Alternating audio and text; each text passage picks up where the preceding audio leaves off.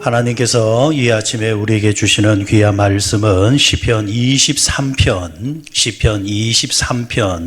6절의 말씀입니다. 주여 감사합니다. 시편 23편 6절 한 절의 말씀 우리 다 같이 한 목소리로 받들어 봉독하도록 합니다. 내 평생의 선하심과 인자하심이 반드시 나를 따르리니 내가 여호와의 집에 영원히 살리로다. 아멘. 오늘 아침에는 박재숙 성도님 나오셔서 함께 은혜를 나누도록 하시겠습니다.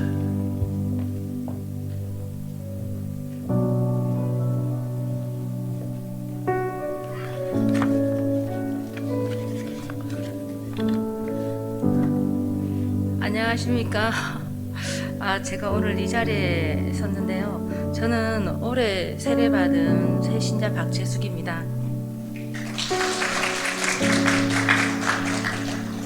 사실 제가 이 자리에 서게 된 게 진짜 조금 웃긴데, 그냥 제가 이제 여기 이렇게 교회에 오면서 모퉁이도를 하면서 어땠냐고 얘기를 소모임에서 얘기를 하다가 제가 이런 느낌을 받았다고 얘기를 했습니다. 그런데 갑자기 저한테 사람들한테 얘기를 해줄 수 있냐 하길래 그냥 저는 자리에 앉아서 그렇게 얘기하는 건 줄 알고 그냥 뭐 또 하라고 하니까 한다고 했는데 이런 자리인지 몰랐습니다.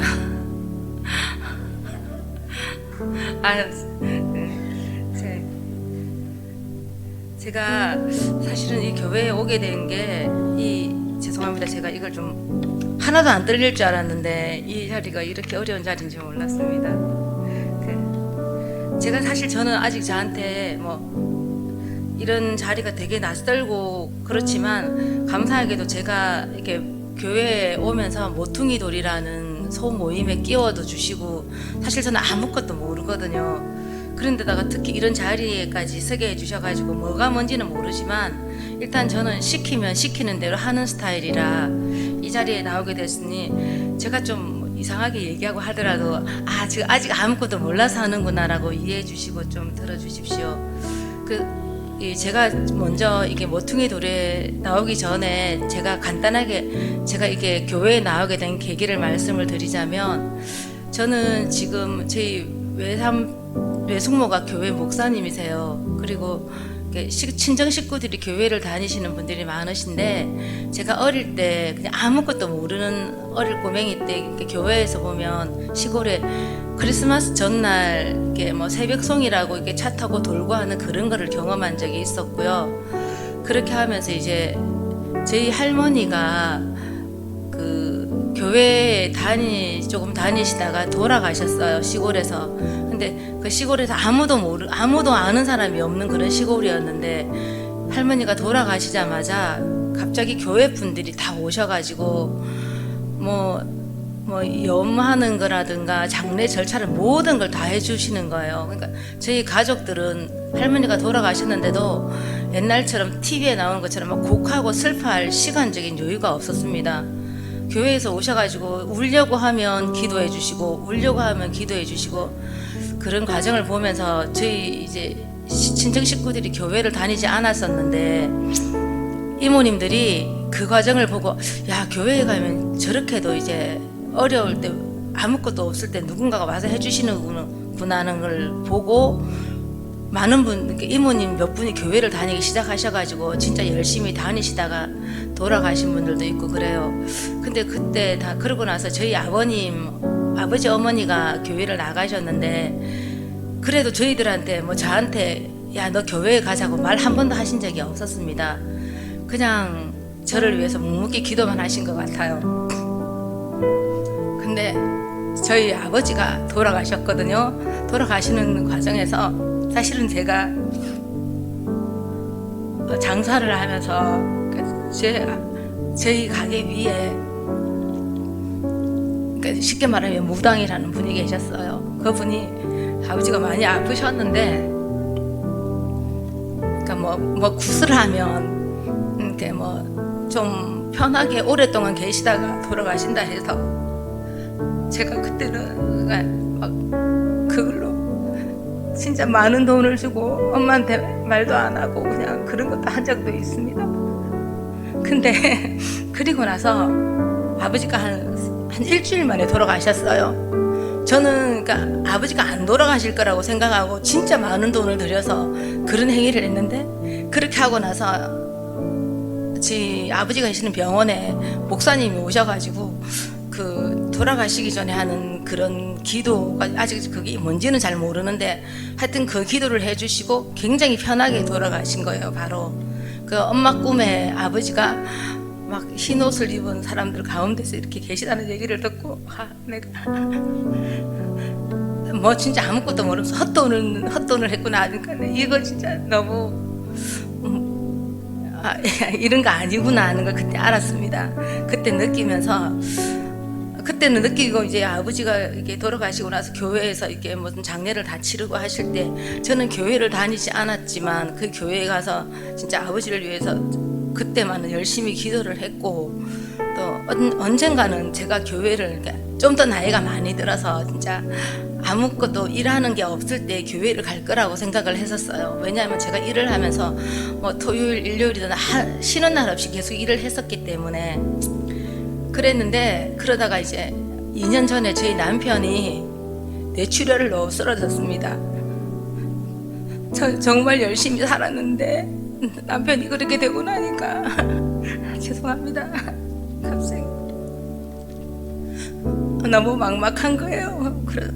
그렇지만 그래도 제가 일을 할 수밖에 없는 상황이라 남편을 그냥 두고 이렇게 일을 했었는데, 저희 가게에 오시는 손님 중에 박선자라는 분이 그 집사님이 계시는데 와서 저보다도 남편을 더 잘 챙겨주시는 거예요. 저는 남편이 혼자서 이렇게 일어나야 된다는 생각에 그 비빔밥을 먹어도 비벼주지 않았거든요. 혼자서 할 줄 알아야 된다고. 그런데 그분 오셔가지고 다 해주시는 거예요. 나 저 사람이 왜 저렇게 해주시 싶었는데 결국은 그게 사랑으로 이제 이렇게 해주시는 거여서 제가 이런 사람도 있구나, 그렇게 하는 차에 이제 남편 보고 교회를 가자고 하는 겁니다.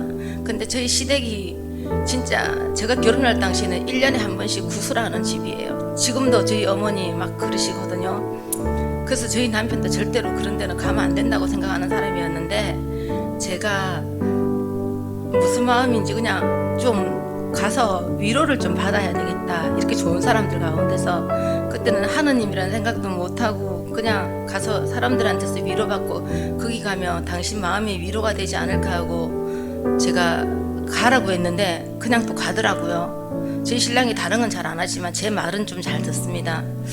그래 남편이 교회를 가고 나서, 교회를 가고 이제 새신자 교육을 받는 과정에서 또 이봉석 집사님이라든가 다른 분들이 오셔가지고 계속 좋은 말씀을 해주시는 가운데 제가 거기서 남편보다 더 많은 위로를 받고, 교회에 다니시는 분들은 이런 마음으로 사시는구나 하는 생각을 했어요.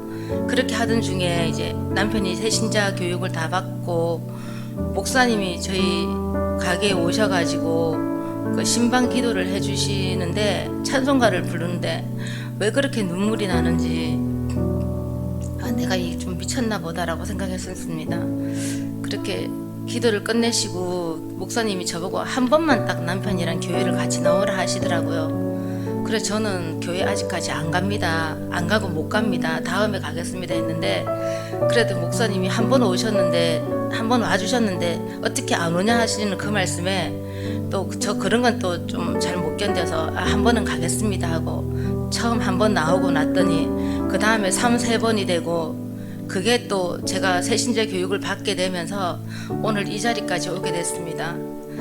그렇지만 제가 아직까지 뭐 신앙이라든가 그런 건 잘 몰라요. 그냥 단지 교회에 오면 눈물이 많이 나고 찬송가 들으면 막 그냥 지금 아직도 그냥 막 교회에만 오면 눈물이 많이 나는 과정인데요. 그런 가운데서 저한테 이제 모퉁이 돌이라는 그런 모임을 한다고 같이 하자고 말씀을 해주셨어요. 저는 진짜 아무것도 다 모르는 상태에서 그냥 좋은 사람들이 저보고 같이 하자는 그 얘기에 그냥 그게 마냥 좋아가지고 무조건 한다고 하고 시작을 했습니다.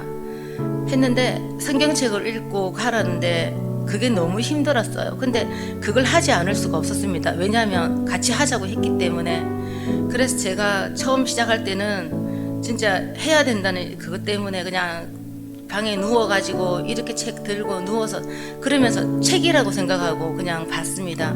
보고 기도를 하라는데 기도를 하는 방법도 모르고 하나님 저 잘 모르니까 좀 무조건 도와주세요라고만 얘기를 했었거든요.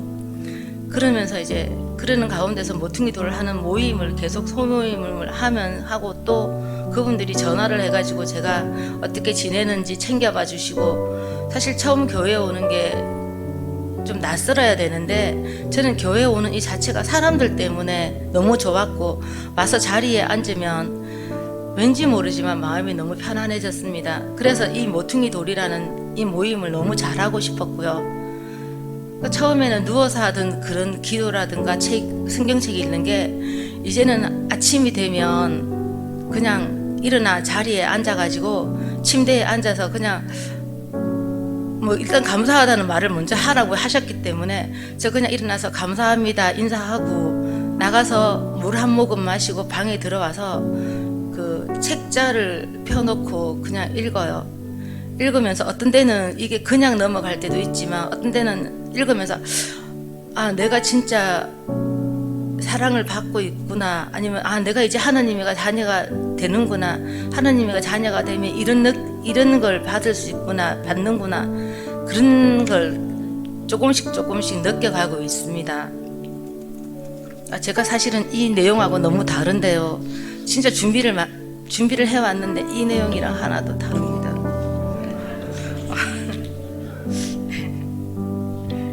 제가 잠깐만 진짜 빽빽하게 내장을 적어왔거든요.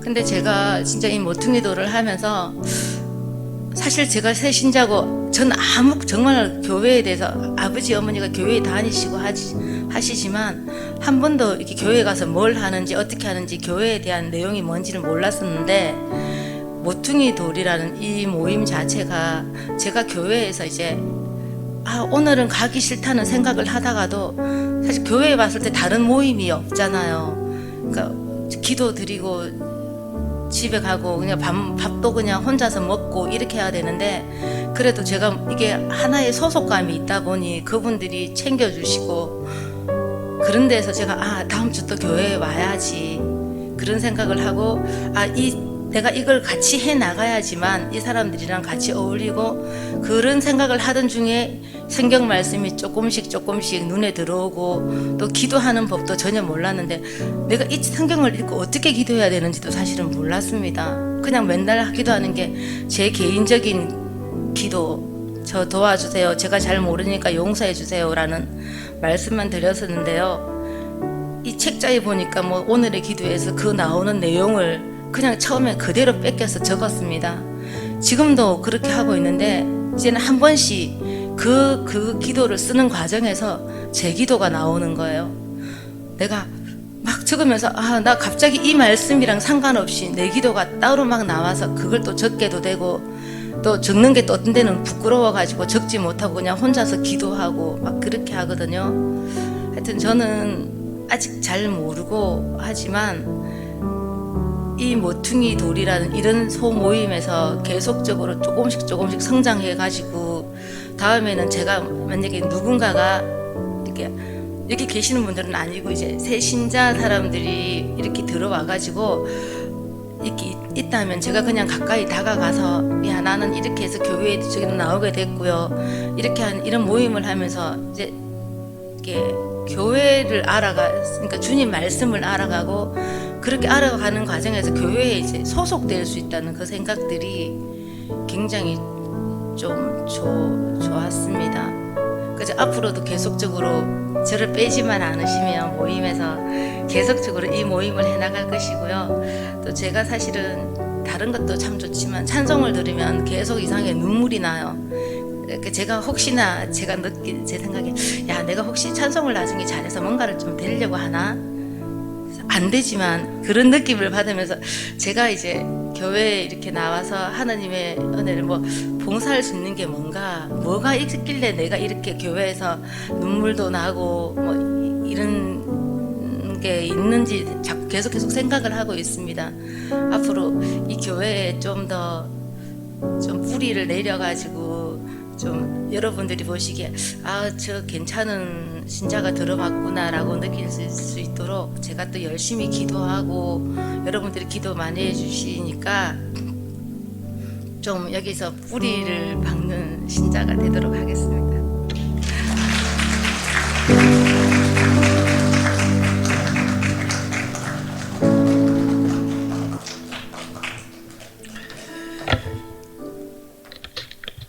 참 이 자리가 쉬운 자리가 아닌데 어렵다 이러면서도 옆에서 들으니까 할 말은 다 하는 것 같아요.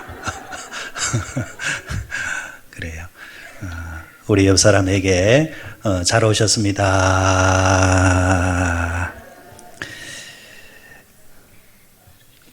오늘 우리가 시편 23편 6절의 말씀 본문으로 삼은 이 말씀 우리가 너무 잘 아는 이제 말씀이죠. 우리가 이제 이 땅에 살아가는 동안 사람들마다 내가 어떤 인생이 되면 좋겠는가 이렇게 이제 묻는다고 한다면은 뭐 여러 가지로 이제 답을 할 수 있을 것 같습니다. 평생을 통해서 좀 건강하게 살았으면 좋겠습니다. 어떤 사람은 원도 없이 돈 좀 걱정 안 하고 마음껏 쓰면서 살아보았으면 좋겠습니다. 이것저것 다 가진 사람들은 이름 석자 남기는 인생을 좀 살아봤으면 좋겠습니다. 뭐 각자마다 형편에 따라서 상황에 따라서 뭐 이런 말 할 수 있을 것 같습니다. 그런데 이런 이야기들을 다 종합해 보면은 한마디로 말하면은 사람은 뭘 추구하기를 원하느냐, 행복을 추구하는 것 같아요. 그 행복의 조건이 사람들마다 달라서 그렇지 결국에는 행복하고 싶다라는 겁니다. 우리가 늘 불렀던 옛날에 가요 중에도 하루를 살아도 내가 행복할 수 있다고 한다면 나는 그 길을 택하고 싶다. 이렇게 모든 사람들이 노래를 이제 부르면서도 감동을 받을 정도로 사람들은 행복을 추구하고 있다라는 거죠. 우리 믿는 자들은 어떻게 살았으면 좋겠습니까? 평생을 통해서 하나님께 기쁨이 되어지고 영광된 삶을 살고 싶습니다. 또 이렇게 또 표현하는 분도 있을 것입니다. 좀 더 가치를 추구하는 사람은 남은 생애를 좀 가치 있게, 결국에는 다 행복이거든요.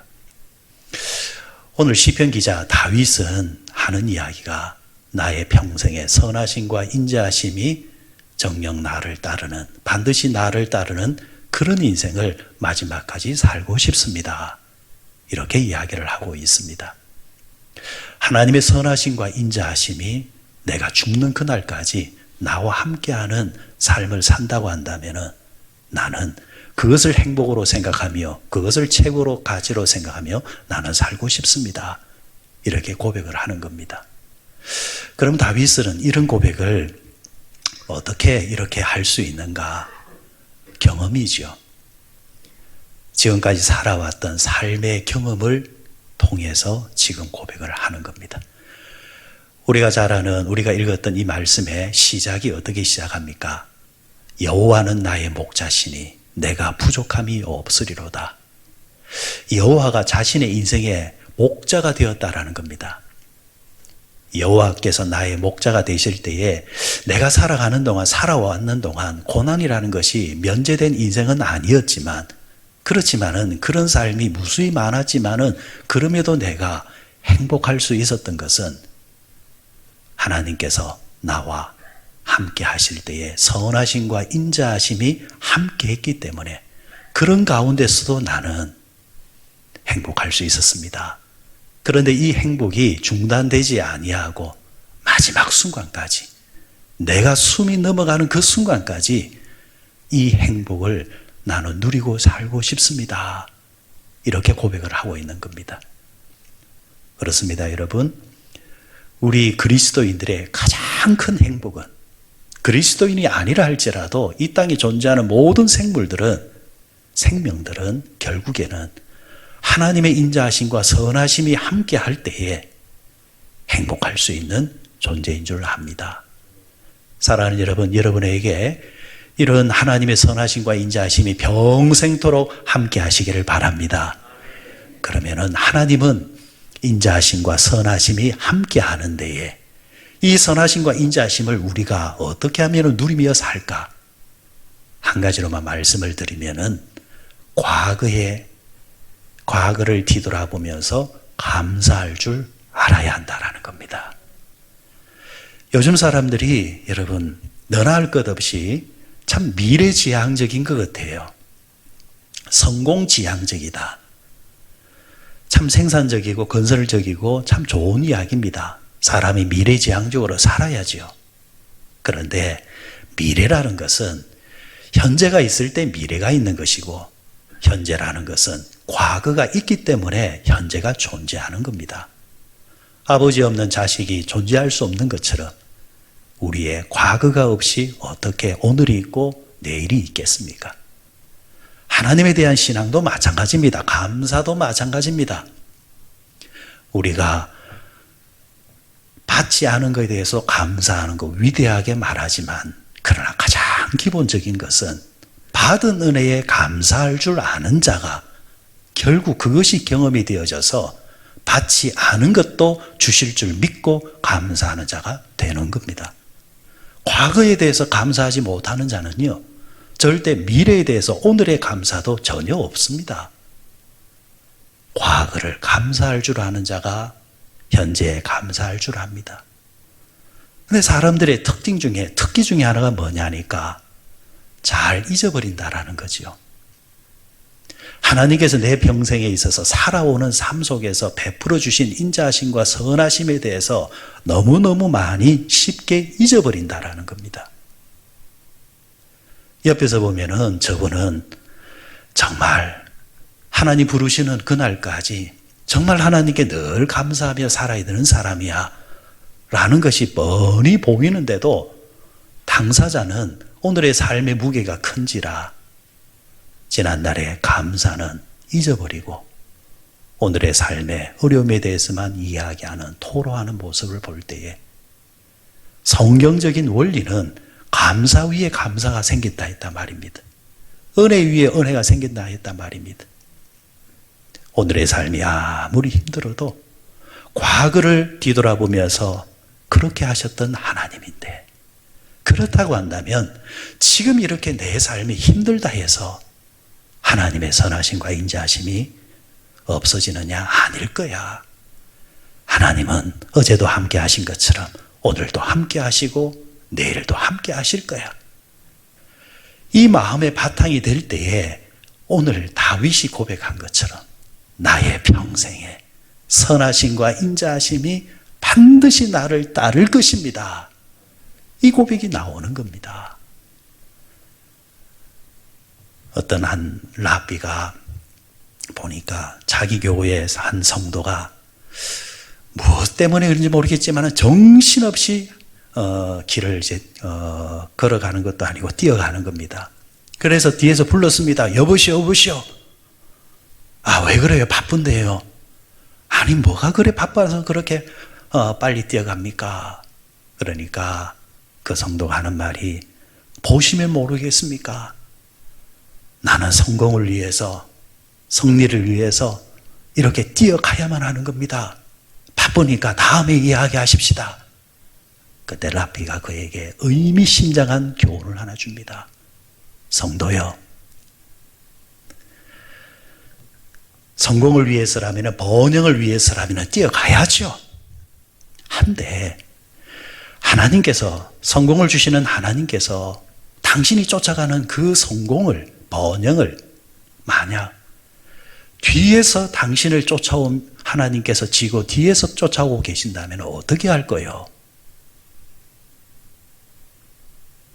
성도는 말하죠. 그렇다고 한다면 멈춰야죠. 멈추고 뒤돌아봐야죠. 성공이 뒤에 있는데, 번영이 뒤에 있는데, 대부분의 사람은 성공과 번영이 앞에 있다고 생각을 합니다. 그런데 의외로 우리 인생에는 앞에만 있는 것이 아니라 뒤에도 있더라는 겁니다. 뒤에 뒤에서 하나님께서 성공과 번영을 가지고 따라오고 있는데 내가 앞만 보고 쫓아가기 때문에 성공이 보이지 않고 번영이 보이지 않고 그것을 주시는 하나님을 보지 못하고 그냥 정신없이 수고만 하며 살더라는 겁니다. 오늘 본문으로 삼았던 이 시편 23편, 특별히 하나님께서 오늘 6절의 말씀을 통해서 정녕 나를 따른다 할 때에 이 말이 정령이라는 말이 이제 우리 개역 개정판으로 왔을 때는 반드시라는 말로 번역이 되어졌고, 이 히브리어로 원문을 그대로 번역하면은 그 뜻이 뭐냐니까 하나님께서 반드시 나를 쫓아오신다, 이렇게 번역을 하고 말을 하고 있습니다. 하나님은 늘 나를 쫓아오고 계신다라는 겁니다. 그렇다고 한다면 우리가 앞만 보고 정신없이 달려갈 것이 아니라 나를 쫓아오시는 하나님을 뒤돌아볼 줄 아는 자가 되어야 되고, 하나님은 늘 나를 쫓아오시면서 뭐 하시는 분이느냐? 선하심을 베풀어 주시고 인자하심을 베풀어 주시는 하나님이라는 것. 그 하나님께 우리가 어떻게 반응을 해야 되느냐? 돌아보면서 하나님 고맙습니다, 하나님 감사합니다, 그렇게 고백할 줄 알아야 한다는 겁니다. 돌아보면서 감사할 줄 아는 자에게 하나님은 또 앞의 길도 열어주시는 것입니다. 인자하심이라 했습니다. 여러분, 인자하심의 반대가 뭡니까? 악함입니다. 악함. 하나님은 어떤 분이시냐? 하나님은 인자하시기 때문에 나의 삶에 악함이 찾아올 때에 그 악함을 인자함으로 바꾸어 주시는 분이십니다. 여러분, 우리가 살아가면서 주변에 악한 자들이 얼마나 많습니까? 인연도 절대 악한 인연은 안 맺어야죠. 그런데 우리가 그러고 싶다고 해서 그렇게 되는 게 아니잖아요. 다윗의 평생을 보면은 악한 자가 주변에 너무 많았습니다. 사울이라는 악한 자가 있었고, 심지어는 자기 자식 가운데서도 악한 자식이 있어서 아버지 다윗을 해하려고 했던, 도전했던 자식들이 있었단 말이죠. 그럼에도 불구하고 하나님은 그 악함을 선하심으로, 인자하심으로 바꾸어 버리시사 어떻게 하셨습니까? 원수의 목전에서 내 잔이 넘치나이다. 오히려 반대로 바꾸셔서 악함이 오히려 인자함이 돼버리고 선함으로 만들어버리더라는 것. 여러분, 이걸 신약에서는 바울이 어떻게 고백했습니까? 로마서 8장에 모든 것이 협력하여 선을 이루시는 하나님. 찾아오는 것은 악함이지만은 그 악함을 선함으로 바꿔주시는 하나님이 우리 하나님이시라는 겁니다. 그래서 우리는 늘 하나님은 선하십니다 고백하고 감사하자는 겁니다. 선하심과 인자하심. 여기서 또 인자라는 말은 다른 말로 헤세드라는 말입니다. 헤세드는 하나님의 은혜, 사랑을 이야기할 때 표현하는 글입니다. 하나님은 여러분에게 인자함을 베풀어 주시는 하나님이신 줄 믿으시길 바랍니다. 마지막으로, 그러면은 왜 하나님은 우리에게 인자하심을 베풀어 주시고 하나님은 왜 우리에게 이런 선하심을 베풀어 주시는 걸까? 하나님께서 우리에게 주신 약속이 있기 때문입니다. 사람은 늘 약속을 깨는 존재지만은 하나님은 절대로 약속을 깨지를 않습니다. 심지어 우리가 악할 때도 있습니다. 우리가 부족할 때도 있고요. 우리가 못날 때도 있습니다. 그럼에도 불구하고 하나님은 선하시기 때문에 하나님은 우리에게 선을 대해주시고 인자하심으로 대해주시고 은혜로 대해주신다는 겁니다. 여러분과 저는 하나님의 자녀입니다. 하나님의 백성입니다. 그렇기 때문에 하나님은 오늘도 그 약속을 지키고자 내 백성을 향해서 내가 인자함을 베풀어 줄 것이다. 선함을 베풀어 줄 것이다. 그 약속을 지켜주시는 겁니다. 그러면 그 인자하심과 사랑에 대해서 우리가 어떻게 할 수 있을까? 하나밖에 없습니다. 감사하셔야 됩니다. 지금까지 살아오는 동안 여러분과 저를 지켜주신 하나님께 돌아보면서 감사할 줄 아는 자가 되시길 바랍니다. 그래서 다가오는 추수감사절은 무엇보다도 올 한 해를 인도하시고 올 한 해 동안 우여곡절이 많았지만은 하나님 참 고맙습니다. 하나님 감사합니다. 나아가서 나에게 이렇게 인자하심과 선하심으로 대하신 것이 이제 앞으로도 어떤 상황 속에서도 나와 함께 하실 줄 믿습니다. 여러분 가정을 위해서도 그렇게 기도하면서 감사하십시오. 앞으로 달려가야 될 길이 참 많지만은 그조차도 하나님께 맡기고 여기까지 달려올 수 있도록 여러분을 지켜주시고 가족들을 지켜주시고 자식들을 지켜주신 하나님 고맙습니다. 교회적으로도 감사하십시다. 코로나 시대의 어려운 시대 속에서 우리가 살아왔지만은 제가 가만히 들여다보니까 그런 가운데서도 하나님께서 교회와 함께 하시고 심지어는 교회 나오지 얼마 되지 않은 성도 가운데서도 오늘 박재숙 성도 가운데서도 그 입을 통해서 또 신앙을 고백하게 하시고 이런 하나님의 열매, 선한 열매가 맺게 하시는 것 하나님께서 이 재단을 사랑하시는 증거인 줄 믿습니다. 오늘도 이 감사함으로 이 하루를 시작하시고 오늘 하루 시작할 때에 하나님 여기까지 인도하신 하나님 고맙습니다. 감사합니다. 하나님 남은 평생 행복하게 살고 싶어요. 행복하게 사는 이유는 하나인 줄 믿습니다. 하나님의 선하심과 인자하심이 반드시 나와 함께 하실 줄 믿습니다. 고백하시면서 이 하루를 시작하시는 여러분들 다 되시기를 바랍니다.